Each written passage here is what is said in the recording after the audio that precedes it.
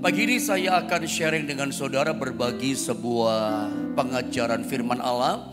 Yang pagi ini saya berikan judul, saya berikan tema merenungkan firman Tuhan. Yang saya akan kaitkan merenungkan firman Tuhan ini dengan keberhasilan kehidupan kita. Memang secara ilmiah ya barangkali istilahnya ya. Merenungkan firman Allah itu secara ilmiah sepertinya nggak nyambung. Gak ada connectionnya, gak ada koneksinya dengan yang namanya keberhasilan kehidupan kita.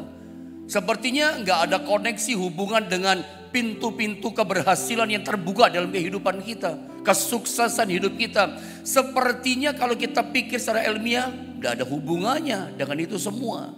Tetapi mari kita belajar lewat firman Allah, bercermin dari firman Allah bahwa ternyata merenungkan firman Allah itu dalam kekristenan hidup kita, iman kita, itu ternyata berkaitan dengan apa? Pintu keberhasilan yang Tuhan buka dalam hidup kita. Kita baca ayatnya saudara ya. Mazmur pasal 103, kita akan membaca ayat 1 sampai dengan ayatnya yang ketiga. Masing-masing kita akan baca satu ayat.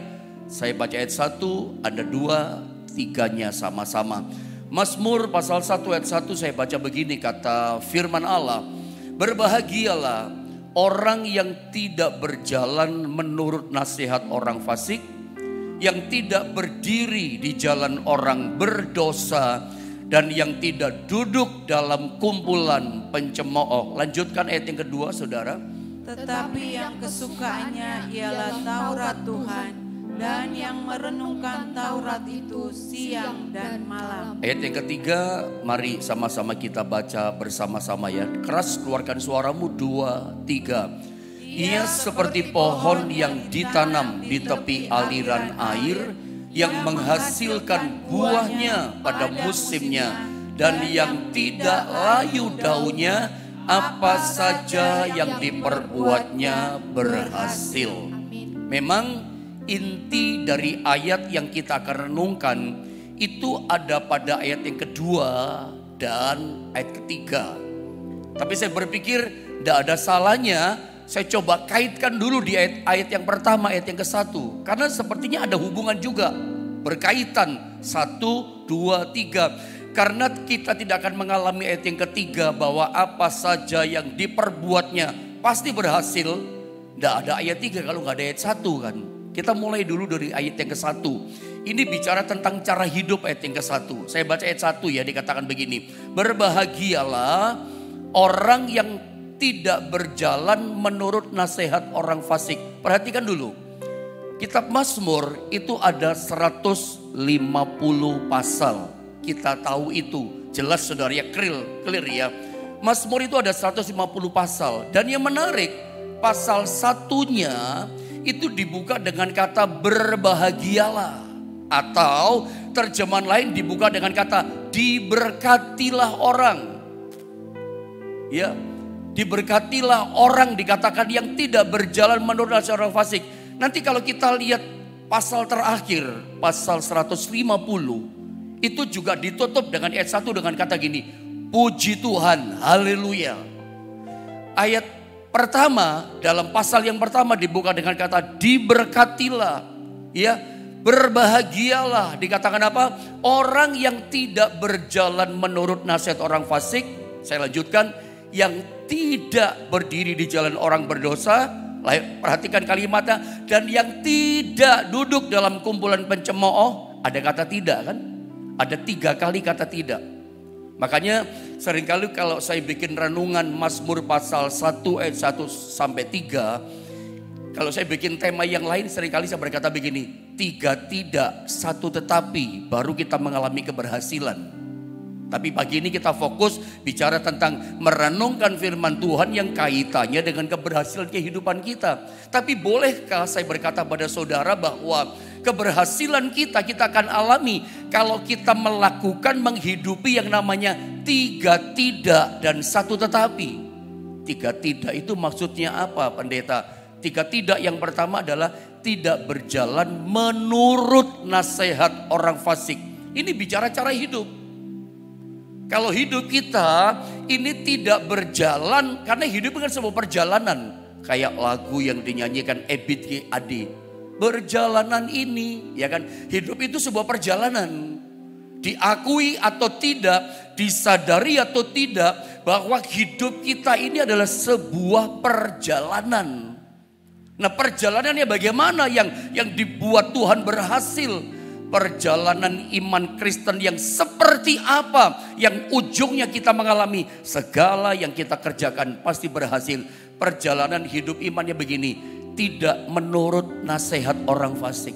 Orang fasik itu apa sih, pendeta? Kalau di dalam terjemahan bahasa Inggris, fasik itu disalin dengan kata ungodly. Tahu arti ungodly? Ungodly. Jadi orang fasik itu artinya bukan sekedar orang dunia. Ya, boleh dikatakan fasik itu dunia. Orang fasik memang artinya adalah orang yang tidak mengenal Tuhan. Tapi bukan cuma terbatas itu loh. Ungodly atau fasik itu artinya adalah orang yang tidak suka beribadah. Atau terjemahan lain, orang yang tidak suka kebaktian. Jadi sebetulnya bukan hanya untuk orang dunia. Fasik bukan hanya untuk orang yang tidak mengenal Tuhan. Ungodly itu artinya adalah orang yang tidak suka ibadah atau kebaktian. Jadi bisa jadi dia itu orang Kristen. Di KTP-nya agama Kristen. Tapi dia tidak suka kebaktian. Bisa jadi dia Kristen agamanya, tapi tidak suka ibadah. Coba bagaimana kalau kita ini orang yang cinta Tuhan, mengasihi Tuhan, hidup kita percaya pada Tuhan, tapi ternyata prakteknya, wujudnya dalam perjalanan hidup iman Kristen kita ini suka dengar-dengaran menurut nasihat orang yang gak suka ibadah. Coba bagaimana? Soal dagang, Anda tanya sama orang gak suka ibadah. Soal Anda mau ambil keputusan yang penting sekali buat hidupmu, buat keluargamu. Anda lebih menurut nasihatnya orang fasik, orang yang ungodly, gak kenal Tuhan, gak suka ibadah, berarti hidupnya jauh dari Tuhan. Orang gak suka ibadah hampir bisa dipastikan orang itu gak percaya sungguh-sungguh sama Tuhan. Tuhan besar, Tuhan dahsyat, Dia penolong, Dia sumber berkat. Dia gak percaya itu. Nah, orang yang gak percaya seperti ini, gak punya iman sama Tuhan, Anda nurut nasihatnya dia, nasihat orang yang ungodly. Coba bagaimana ujung kehidupan kita? Ungodly ini termasuk paranormal loh. Ungodly termasuk, maaf kata-kata saya ya, orang-orang yang pintar menurut orang dunia. Anda dengerin dia, tapi dia gak punya kedekatan sama Tuhan, gak suka ibadah kok. Makanya dalam setiap kesulitan kita belajar dari kitab Mazmur ini. Pemazmur mengajari kita, mau berhasil, mau dibuka pintu-pintu keberhasilan dalam hidup kita. Alkitab katakan ini, dalam perjalanan hidup kita tidak menurut nasihat orang fasik. Itu tidak yang pertama. Hidupi tidak yang pertama ini. Tidak menurut nasihat orang fasik. Nasihatnya siapa kita turuti? Nasihat firman Tuhan, nasihat Tuhan. Kalau orang bicaranya dengan iman percaya pada Tuhan, yang dibicarakan berserah pada Tuhan, yang buka pintu kesempatan berkat Tuhan, nah dengerin nasihatnya dia. Bukan nasihat dari orang yang ungodly, nanti menyesatkan saudara, hanya mengandalkan kepintaran, hanya mengandalkan kekuatan. Memang di dunia ini bisa kasih berkat. Tapi berkat kita berharap bukan sekedar dari dunia, tapi dari Tuhan asalnya. Kalau Anda ingin mengalami, menikmati berkat yang berasal dari Tuhan, keberhasilan yang pintu kesempatannya dibuka oleh Tuhan. Nomor satu, tidak menurut nasihat orang fasik, orang yang ungodly. Yang kedua dikatakan tidak, yang kedua adalah tidak berdiri di jalan orang berdosa. Ingat kisah tentang Petrus ketika Yesus ditangkap, ketika Yesus diadili di mahkamah agama. Apa yang terjadi? Petrus itu menjauh dari Yesus. Dia ikut Yesus sih tapi dari jauh. Di mana dia? Dia berdiam dengan api bersama dengan orang-orang berdosa.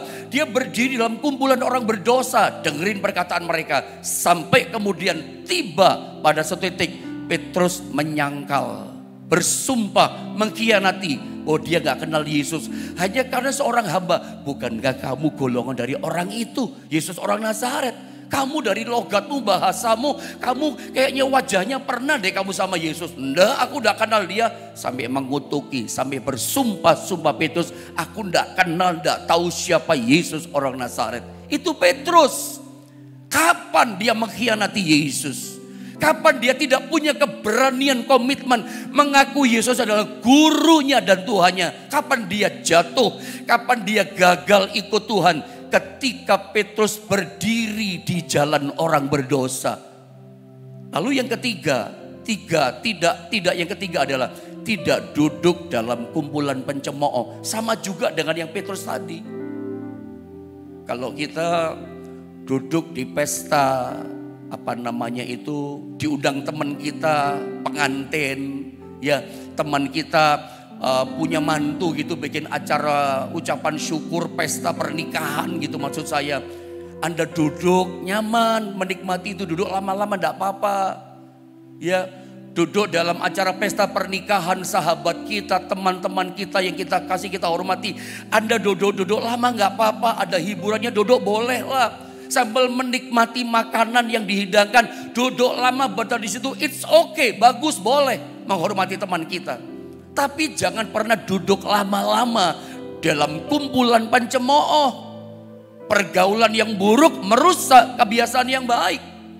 Tadinya kita cinta Tuhan, tadinya ngomong firman, tadinya kita ngomongnya tentang Yesus. Lama-lama nanti berubah jadi pencemooh. Kenapa? Betah duduk dalam kumpulan pencemooh. Ini nasihat firman bagus banget buat kita. Mau berhasil? Apakah Anda mau pintu-pintu keberhasilan, pintu-pintu kesempatan terbaik Tuhan buka buat kita? Hidupi 3 tidak ini. Tidak berjalan dalam nasihat orang fasik, tidak menurut dalam jalan nasihat orang fasik. Yang kedua, tidak berdiri di jalan orang berdosa, dan tidak duduk dalam kumpulan pencemooh. Lalu apa yang kita kerjakan? Tetapi, nah ada satu tetapi di sini. Tetapi apa di sini? Tetapi yang kesukaannya ialah Taurat Tuhan. Apa sih Taurat Tuhan? Bahkan dikatakan, dan yang merenungkan Taurat itu siang dan malam. Saya mau terangkan dulu sama saudara tentang Taurat Tuhan. Apa itu Taurat Tuhan? Taurat Tuhan di sini saya tuliskan maksudnya adalah bukan 10 hukum Taurat. Anda salah. Tetapi yang kesukaannya ialah Taurat Tuhan. Ini maksudnya bukan 10 hukum Taurat. Tapi Taurat dalam bahasa Ibrani disalin dengan teks kata Torah. Merenungkan Taurat Tuhan itu artinya merenungkan Torah. Nah, Torah dalam bahasa Ibrani itu artinya adalah direction and instruction. Torah atau Taurat itu artinya adalah petunjuk Tuhan dan instruksi Tuhan. Kita akan berhasil dibuka pintu-pintu keberhasilan. Kalau kita bagaimana? Kalau kita punya kesukaan itu adalah Taurat Tuhan. Kita punya kesukaan itu adalah petunjuk-petunjuknya Tuhan. Itu yang kita sukai. Bukan nasihat orang ungodly, orang fasik. Yang kita suka, kata kesukaan itu delight. Semacam kayak hobi kita. Kalau kita punya hobi, kesukaan adalah Torah, petunjuk Tuhan, instruksi Tuhan. Bukan nasihat orang fasik. Hobi kita, kesukaan kita bukan berdiri di jalan orang berdosa. Orang itu punya hobi macam-macam. Ada sih orang punya hobi ngumpulin barang-barang antik. Ada orang hobi ngumpulin uang-uang kuno. Ada hobi, saya punya teman, dia punya kayak map itu yang bisa dibuka per lembar itu. Perangko-perangko zaman dulu sampai perangko zaman sekarang. Kok bisa ya? Orang hobi, ya dia punya kesukaan apa? Pelihara bunga-bunga yang indah, bunga anggrek, pelihara ikan. Silakan, ada punya hobi ini, boleh-boleh saja. Gak ada yang dosa, tidak ada yang salah. Barangkali Anda punya hobi yang bermacam-macam. Tapi saya mau ingatkan, bila kesukaan kita atas benda-benda yang kita koleksi, memelihara binatang, anjing kah, ikan boleh. Tapi kita harus punya kesukaan yang lebih tinggi lagi daripada itu semua. Apa kesukaan kita? Kita suka, hobi kita adalah petunjuk Tuhan. Hobi kita, kesukaan kita itu adalah apa? Instruksi perintahnya Tuhan kita suka. Bahkan kalau saya boleh katakan, yang namanya Taurat Tuhan, instruksinya Tuhan, perintahnya Tuhan, petunjuk Tuhan, namanya Torah, itu semuanya disebut adalah firman Tuhan secara keseluruhan. Anda bayangkan kalau kesukaan kita petunjuk Tuhan, kesukaan kita adalah firman Tuhan secara keseluruhan. Dan ternyata hobi kita, kesukaan kita bukan cuma hanya petunjuk, perintah atau instruksinya Tuhan. Dan dikatakan begini, yang merenungkan Taurat itu siang dan malam. Ada kata merenungkan. Ini penting loh kata merenungkan. Jadi ternyata kita gak cukup hanya hobi senang dengar firman.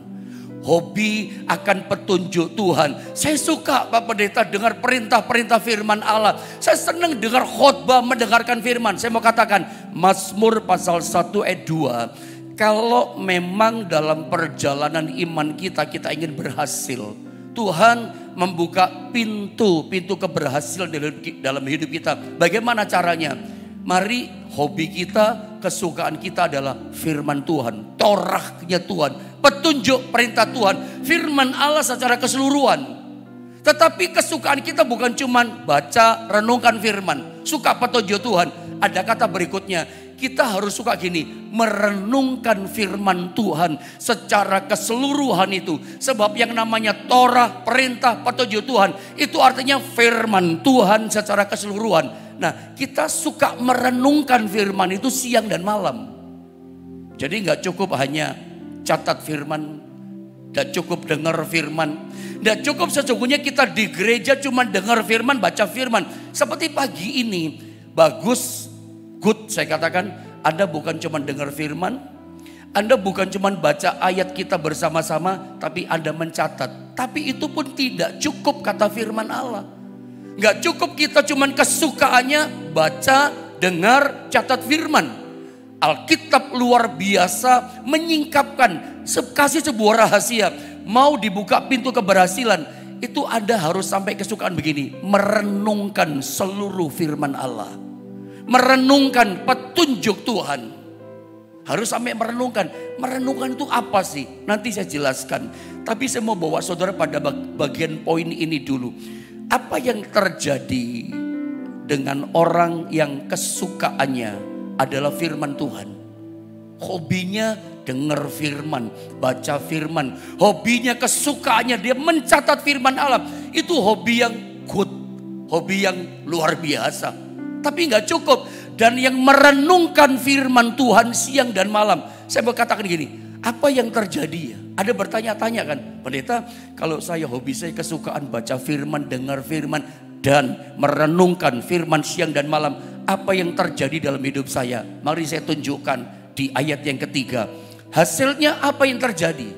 Ayat 3 katakan, kita dikatakan akan menjadi ia seperti pohon yang ditanam di tepi aliran air, yang menghasilkan buahnya pada musimnya dan yang tidak layu daunnya. Kalimat terakhir sama-sama kita membacanya 1, 2, dan 3. Apa saja yang diperbuatnya keras berhasil. Terjemahan lain, pasti berhasil. Apa saja yang diperbuatnya pasti berhasil. Anda lihat dampak, impact, akibat yang terjadi. Kalau orang kesukaannya, hobinya, delightnya dia itu adalah merenungkan firman. Petunjuk Tuhan dia suka renungkan, suka baca dan dengar dan renungkan firman Allah. Hasilnya apa? Ya seperti pohon yang ditanam di tepi aliran air. Saya mau tanya kepada Anda, apakah Anda pernah lihat aliran air yang mengalir?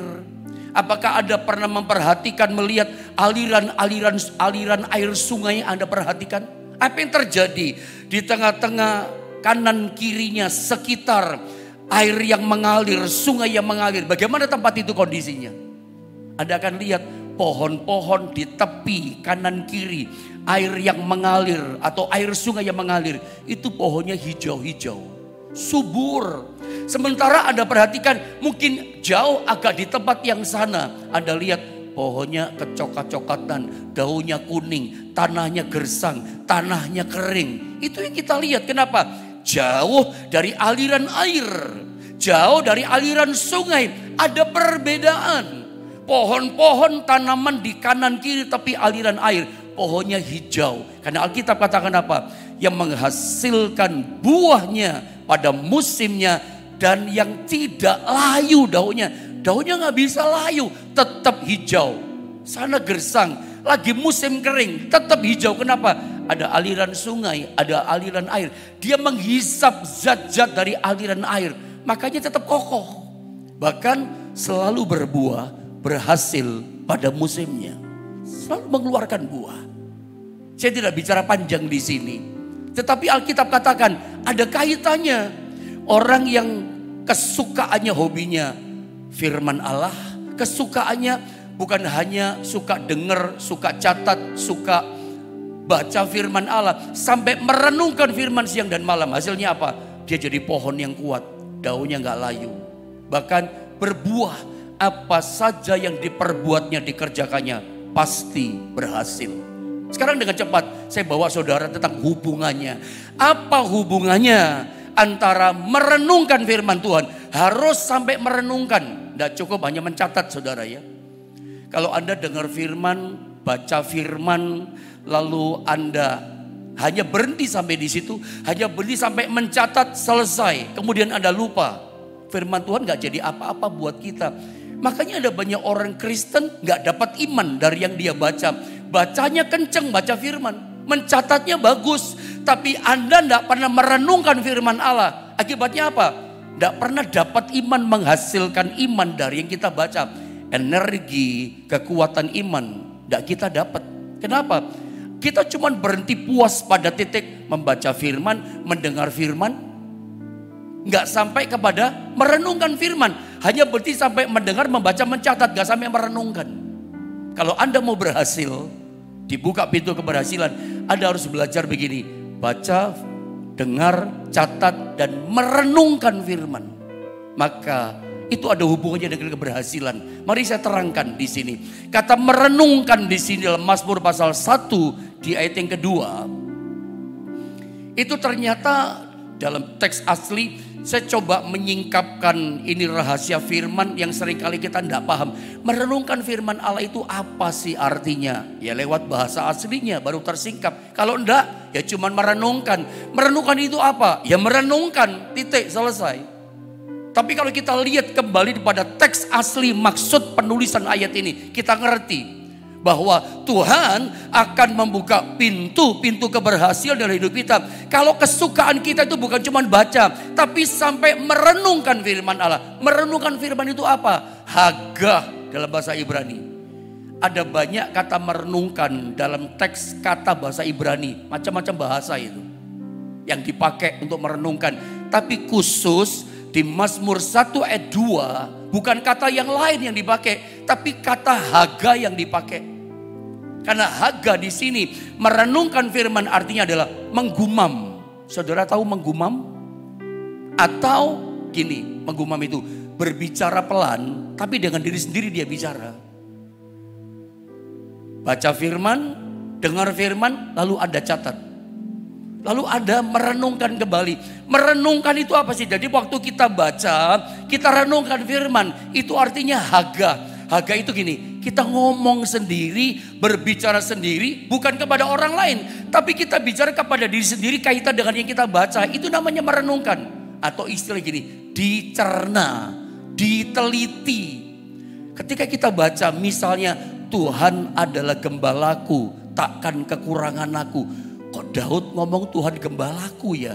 Oh, berarti ini kunci keberhasilan Daud. Kita mulai teliti, kita mulai cerna, kita mulai makan, kita mulai memama biak itu firman Allah. Oh, jadi ini ternyata kunci rahasia hidup Daud.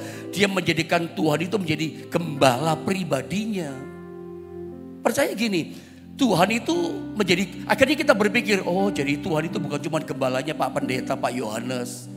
Bukan cuma gembalanya Ibu Siska atau Ibu Manda atau Bapak Sugeng. Tuhan juga harus jadi gembala dalam hidupku. Maka dikatakan letak kekurangan aku. Itu namanya diteliti.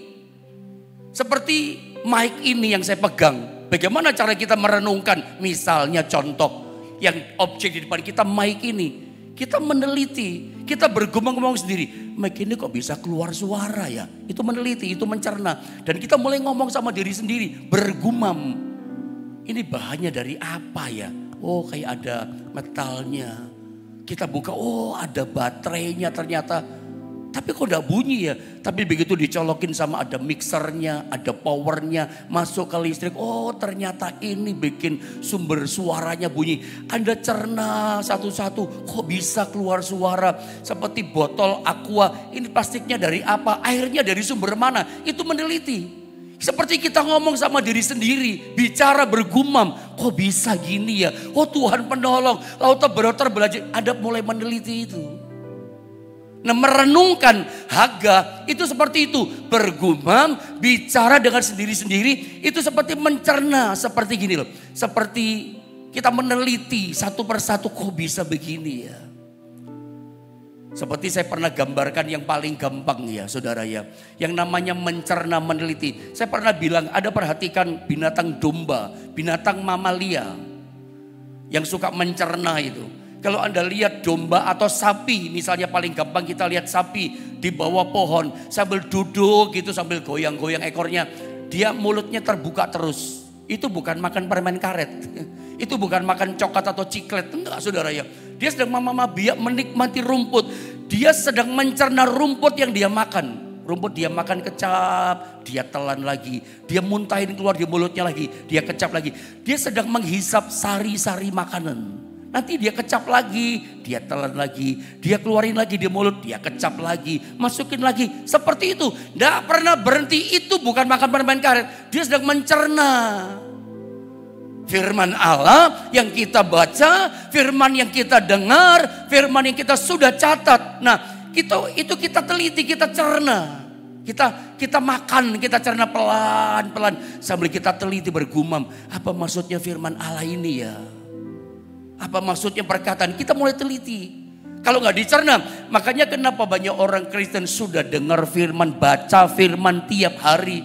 Sorry to say, catat firman Tuhan tiap hari. Tapi apa yang dia catat, apa yang dia dengar dari firman, yang dia baca dari firman, tidak menghasilkan energi, kekuatan iman buat dia. Kenapa?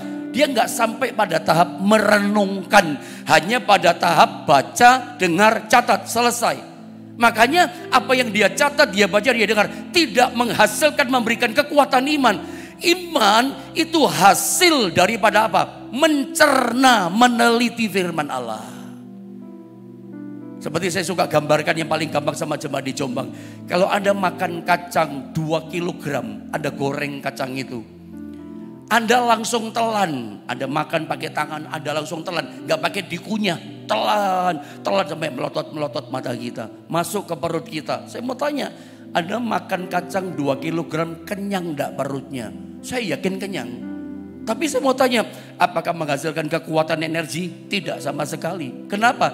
Anda nggak mencerna. Anda cuma telan kacang. Jadinya begini, nanti waktu tidur Anda balik kanan, kacangnya tung balik kanan. Begitu balik kiri, tung balik kiri. Besok pagi ke WC, masuk kacang keluar kacang saudara ya. Nggak jadi apa-apa. Anda nggak mencerna kok. Nggak jadi energi kekuatan yang baru. Jadi kalau Anda ingin apa yang Anda baca, yang kita dengar, yang kita catat tiap hari, itu jadi kekuatan buat kita. Jadi energi iman luar biasa dan menghasilkan keberhasilan. Harus merenungkan Haga, diteliti, dicerna dengan cara apa? Seperti kita ngomong sama diri sendiri, kok bisa gini ya? Oh ternyata Tuhan itu besar kuasanya. Ternyata Tuhan itu pencipta langit bumi yang besar. Oh dia tinggal dalam hidupku. Anda mulai merenung gitu loh. Ini contoh satu ayat di perjanjian lama. Bahwa kalau kita merenungkan firman siang dan malam. Maka kita seperti pohon ditanam di tepi aliran air. Yang daunnya tetap hijau. Tidak ada loyonya. Tidak ada takutnya. Tidak ada khawatirnya. Apa saja yang dia kerjakan pasti berhasil. Ini satu ayat di perjanjian lama yang mengatakan merenungkan firman. Itu ternyata bisa membuat hidup kita mengalami keberhasilan. Ada ayat yang kedua di Perjanjian Lama yang sangat terkenal, Yosua pasal 1 ayat yang ke-8. Mari sama-sama kita baca ayat ini saudara ya. 2, 3. Janganlah engkau lupa memperkatakan kitab Taurat ini, tetapi renungkanlah itu siang dan malam, supaya engkau bertindak hati-hati sesuai dengan segala yang tertulis di dalamnya, sebab dengan demikian perjalananmu akan berhasil dan engkau akan beruntung. Ini yang kedua di ayat Perjanjian Lama yang mengatakan merenungkan firman Allah siang dan malam, itu berhubungan erat dengan perjalanan kita berhasil dan kita akan beruntung. Prosperity, ada keberhasilan. Ini Alkitab yang katakan. Ini Yosua saat dia menggantikan kepemimpinan Musa. Setelah Musa mati, maka kepemimpinan berikutnya Tuhan pilih adalah Yosua. Dan pesan Tuhan kepada Yosua, saat dia pegang kepemimpinan dan dia memimpin 2-3 juta orang Israel, 2 juta atau 3 juta orang Israel, dan itu tidak mudah. Dan dia mesti menghadapi tanah Kanaan. Ada raksasanya di sana, musuhnya begitu banyak. Bapak Ibu Saudara, ketika kita mendengar nama Yosua, apa yang ada di pikiran kita? Wow, orang ini hebat Bapak Pendeta. Yosua lah yang pernah dengan gagah berkata, hai matahari berhenti di atas Gibeon, dan kamu bulan di atas lembah Ayalon. Sepanjang hari itu matahari bergeraknya pelan-pelan, hampir 1 hari penuh, tidak ada malam, siang terus, sampai Yosua bisa mengalahkan 5 raja yang coba hancurkan Gibeon. Ceritanya dia bela suku bangsa Gibeon orang Kanaan, ketipu dia. Tapi kita nggak bicara itunya. Kita bicara gini, dia bisa kalahkan 5 raja dengan prajurit-prajuritnya. Karena begini, dia berdoa supaya matahari tetap terang terus, sehingga dia bisa cepat tumpas itu tentara musuh. Kita dengar Yosua, kita ingat cerita. Jadi matahari itu sampai pernah berhenti karena doa daripada Yosua. Bahkan dia pernah bersama dengan Israel hancurkan tembok Yeriko. Kalau kita dengar nama Yosua, oh dia pahlawan yang hancurkan tembok Yeriko, sungai Yordan terbelah 2. Tapi tahukah Anda kisah kepahlawanan, kehebatan, mujizat, keajaiban yang dialami Yosua itu dimulai dengan ini. Dia suka merenungkan firman siang dan malam. Ini perintah Tuhan untuk bisa berhasil masuk tanah Kanaan, bisa berhasil hancurkan Yeriko, bisa berhasil menyeberang sungai Yordan terbelah jadi 2. Setiap melangkah berhasil, setiap berbuat berhasil. Kuncinya Tuhan kasih tahu, renungkan firman Allah siang dan malam. Dengan demikian perjalananmu akan berhasil dan kamu akan beruntung. Tuhan udah kasih rahasianya. Ini Tuhan langsung yang berkata kepada Yosua.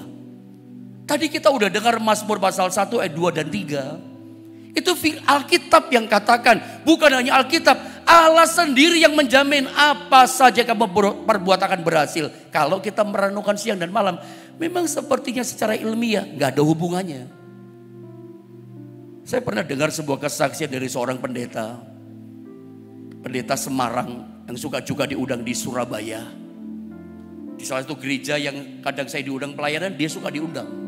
Dia pernah berkata begini, ada seorang kakak katanya malu punya adik, kamu ini kok bodoh, kelas 1 aja kok gak naik. Lalu dia bisa sih sampai kelas 2, kelas 3 sampai SMP. Kakaknya katakan kelas 1 aja kamu gak mampu, bagaimana kelas 2 sampai kelas 6 lebih sulit, apalagi SMP. Tapi dia bisa lewati sampai SMP kok.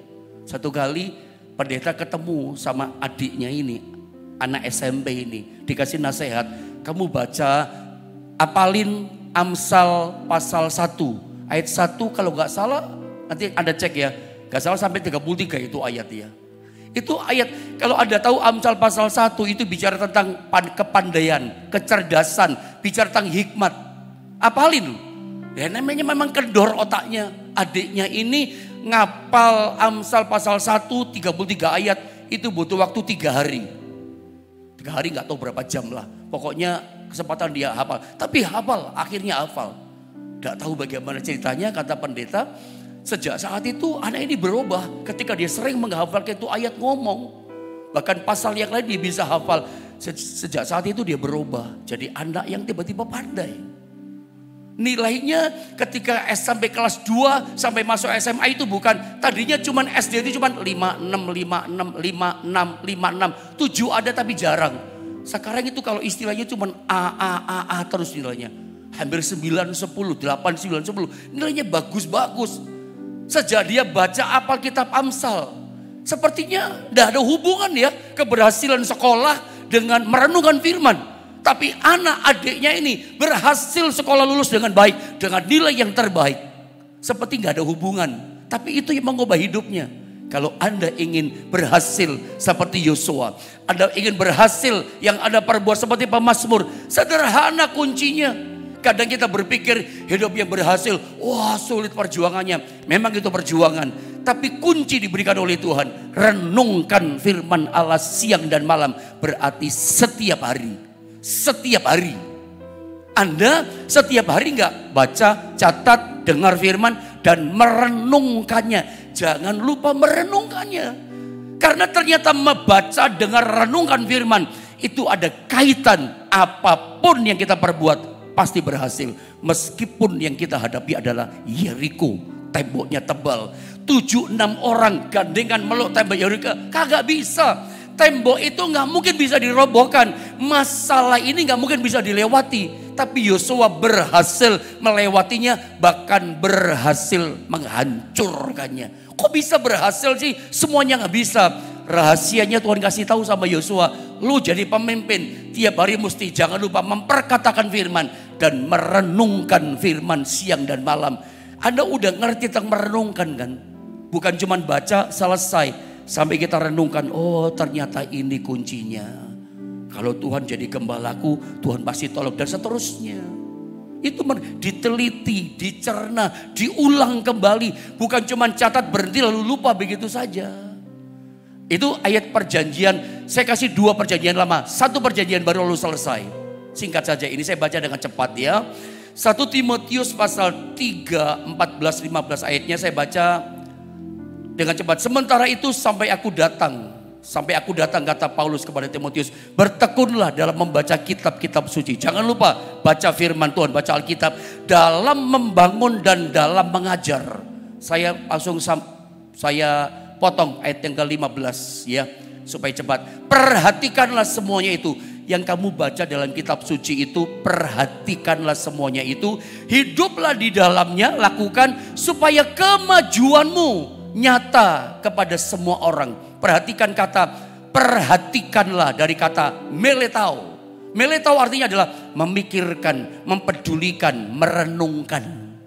Apa yang sudah kamu baca kitab suci Alkitab itu, perhatikanlah itu, renungkanlah itu, pikirkanlah itu, teliti itu.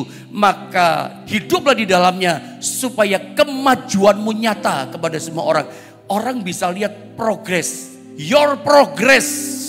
Orang bisa melihat kemajuanmu, your progress. Orang bisa lihat makin maju hidup kita, makin ada keberhasilan. Orang lihat kok ada bedanya. Seperti adiknya yang kakaknya malu punya adik tadi. Kok kamu berubah jadi pinter, berhasil sekolah. Nggak tahu karena apa tiba-tiba pinter. Tapi akhirnya dia ngerti. Karena aku tiap hari baca firman dan merenungkan firman. Ujungnya dia ngerti kesimpulannya. Adapun saya ceritakan ngerti kesimpulannya kan. Bodoh tadinya. Ngapalnya lemah, daya otaknya menghafal. Sekarang jadi pintar, jago menghafal. Kenapa? Firman yang dia renungkan itu ada kaitannya dengan keberhasilan di hidupnya. Anda kalau ingin mengalami namanya progres, apapun yang kita buat mengalami kemajuan. Ada progresnya, ada keberhasilannya. Sederhana kuncinya, baca firman, dengar firman, renungkan, pikirkan firman, teliti firman. Alkitab menjamin Allah yang berjanji sama kita. Maka perjalananmu akan berhasil dan kamu akan beruntung. Pegang ini kunci, tiap hari baca firman, renungkan firman. Maka segala bisnis, usahamu, keluargamu, anak-anak kita dibuat berhasil. Mari kita sama-sama menyembah Tuhan.